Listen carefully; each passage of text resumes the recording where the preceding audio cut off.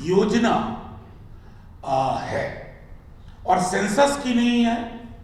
शायद ये भी डर हो कि जैसे ही सेंसस अनाउंस होगा, आप जैसे लोग अलग अलग राज्यों में हम लोग कास्ट सेंसस की मांग करेंगे, तो throw the baby with the bath water, बच्चे के साथ, वो नहाने के पानी के साथ, गुसल के पानी के साथ बच्चे को भी फेंक दो। उस भरोसे को थोड़ा कम करिए। मैं क्यों कह रहा हूं ये बात? पॉलिटिकल पार्टीज को चुनाव लड़ना होता है, वो नफा नुकसान तराजू पे डालती है, और हम वो स्केल डेवलप नहीं कर पाए हैं कि हम ये कहें कि जो हमारे हक की बात करेगा उसको हम तख्त पे बिठाएंगे, जो हमारे हक की बात नहीं करेगा उसको फर्श पे ले आएंगे। सर ठीक बोला आपने, ये बात हमारे भी दिल में थी।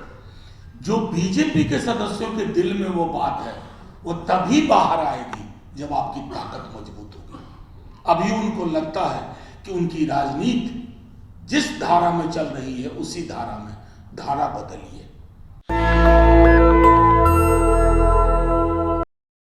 सांसद मत समझिए, दिल्ली विश्वविद्यालय के एक शिक्षक के रूप में हूं, जिसकी एक समझ विकसित हुई है इसी देश के संविधान को पढ़ के, इस देश के तमाम वैसे लोगों को समझ करके जिन्होंने धारा के विपरीत काम करने का निर्णय लिया।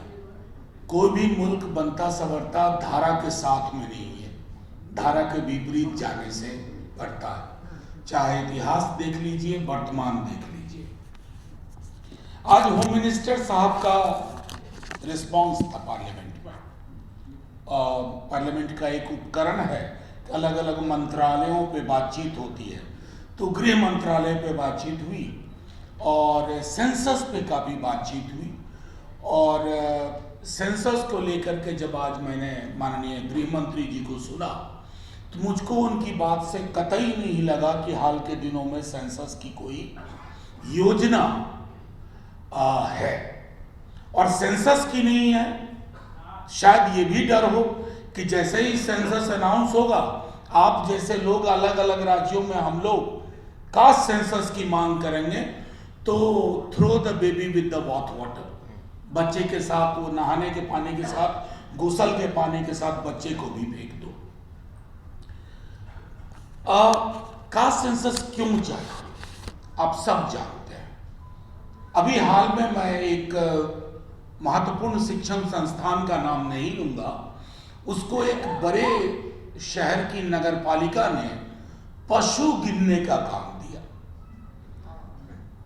पशु गिनने का, बकरी, भेड़, गाय, बछड़ा, भैंस, और उसमें कई कॉलम थे। समझ देखिए कि गाय की प्रजाति के बदले वो गाय की जाति पूछ बैठे हैं उस फॉर्म में। तो ये समाज अद्भुत समाज है, जैसा रतन कह रहे थे और उसके बाद पटेल साहब ने कहा। इस समाज में अगर आप सकारात्मक बात कर रहे हैं तो कई दफा आपको अकेलेपन का एहसास होगा। मैं कई मंचों पे ये बात कह चुका हूं, हमारे कई साथी, आप लोग पॉलिटिकल पार्टी से बहुत भरोसा रखते हैं, उस भरोसे को थोड़ा कम करिए। मैं क्यों कह रहा हूं ये बात? पॉलिटिकल पार्टीज को चुनाव लड़ना होता है, वो नफा नुकसान तराजू पे डालती है, और हम वो स्केल डेवलप नहीं कर पाए हैं कि हम ये कहें कि जो हमारे हक की बात करेगा उसको हम तख्त पे बिठाएंगे, जो हमारे हक की बात नहीं करेगा उसको फर्श पे ले आएंगे। वो ताकत तो पैदा करनी होगी, और उसमें पॉलिटिकल पार्टी आपका सहयोग नहीं करेगी। वो ताकत आपको अपने विचार से अलग अलग शहरों में, बहुत मुश्किल है, देश में लड़ाइयां मुश्किल होती जा रही हैं। मैंने अपने बचपने से लेके आज तक इतना धर्मांध समाज नहीं देखा था। धर्मांध, इतना धर्मांध समाज। ये समाज बाबा साहब भीमराव अंबेडकर को अप्रैल के दूसरे सप्ताह में माल्यार्पण कर देगा, लेकिन अंगीकार नहीं करेगा। मिसमैच है हमारे सार्वजनिक जीवन का, मिसमैच है, कॉन्ट्रडिक्शन है, विरोधाभास है। और बहुत पहले कई अवसरों पर बाबा साहब भीमराव अंबेडकर इशारा करके गए थे। हम तमाम लोग अंबेडकराइट हों या ना हो, अंबेडकर को अगर हम ये मानते हैं कि उन्होंने इमेंसिपेशन का, लिबरेशन का एक मंत्र दिया, एक बात कही, तो ये व्यवहार हमारा विरोधाभासी है। इस व्यवहार को भी मैं सेल्फ क्रिटिसिज्म भी करना चाहता हूं आपके माध्यम से। इस धर्मांध समाज में, रतन ने कहा ना, कुंभ में अगर 40 करोड़ गए तो हर तीसरा व्यक्ति गया है कुंभ। हालांकि ये झूठ ही है, क्योंकि मेरे मोहल्ले से कोई नहीं गया, मेरे गांव से कोई नहीं गया, यानी कि मेरे गांव को वो सैंपल ही नहीं है उसमें। लेकिन अब योगी जी कह रहे हैं तो ठीक ही कह रहे होंगे, आंकड़ा तो है, जाने वालों का आंकड़ा है, मरने वालों का नहीं है। खैर चलिए, उनकी मर्जी। इस धर्मांध समाज में, बल्कि मैं आपको यहां तक कहूं, बाबा साहब भीमराव अंबेडकर को इस तरह का व्हाट्सएप बेस्ड धर्मांध समाज नहीं मिला था, जहां झूठ सच को प्रतिदिन हराता हो। उसमें आपकी हमारी लड़ाई मुश्किल होती जा रही है। पॉलिटिकल पार्टीज के अंदर भी, मैं किसी पार्टी का नाम नहीं लूंगा, जब कास्ट सेंसस की बात होती है, जैसे एक छोटा उदाहरण दूं, हालांकि उसके बाद मेरी बड़ी ट्रोलिंग हुई ईडब्ल्यूएस रिजर्वेशन को लेकर के। मैंने कुछ बातें रखी थी और आज भी कायम हूं। सुप्रीम कोर्ट ने भी मेरे उस स्टेटमेंट का कॉग्निजेंस में लिया था। मैंने कहा दस्तावेज कौन सा है?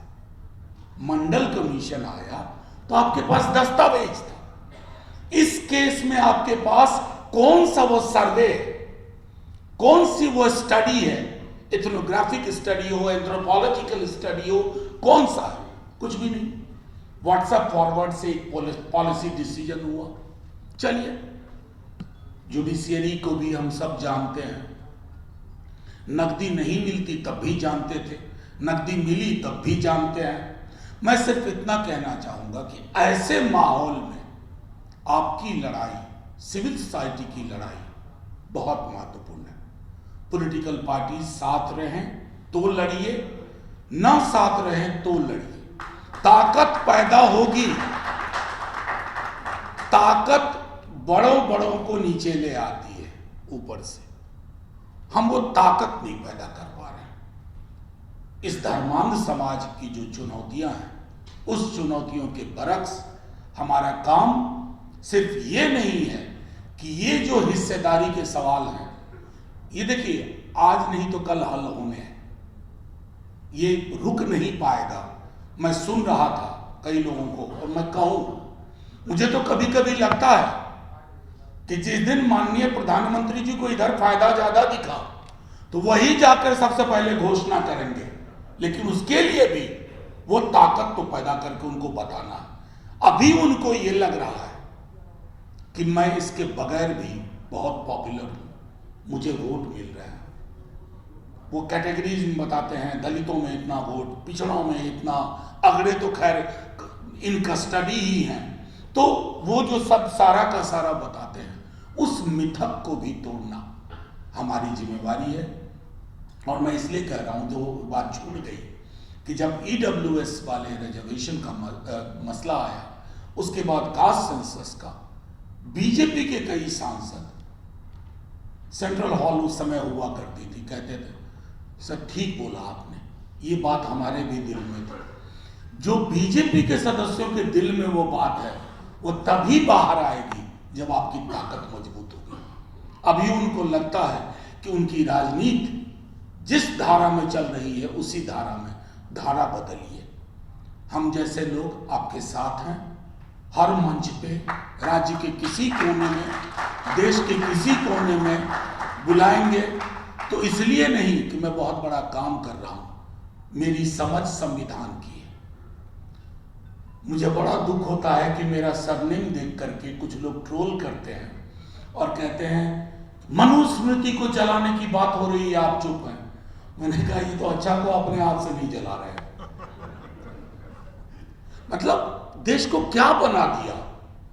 जिस साल में पैदा हुआ, अपने माता पिता से जब बात होती है, उस तरह के हालात नहीं थे। मतलब उल्टे पांव की ऐसी खूबसूरत यात्रा हमारे देश ने की है। 70 साल में कहते हैं ना, रतन बोल रहा था 70 साल में हम उल्टे पांव की यात्रा पे नहीं थे। कुछ अचीव किए, कुछ नहीं किए, लेकिन अभी तो उल्टे पांव की यात्रा में है। और जब पूरा का पूरा समाज पीछे बिना देखे चलता है ना, तो वो गड्ढे में गिरता है। निकालने का काम आपका, हम साथ में हैं। जय हिंद, शुक्रिया, इन सॉलिडारिटी, जय हिंद।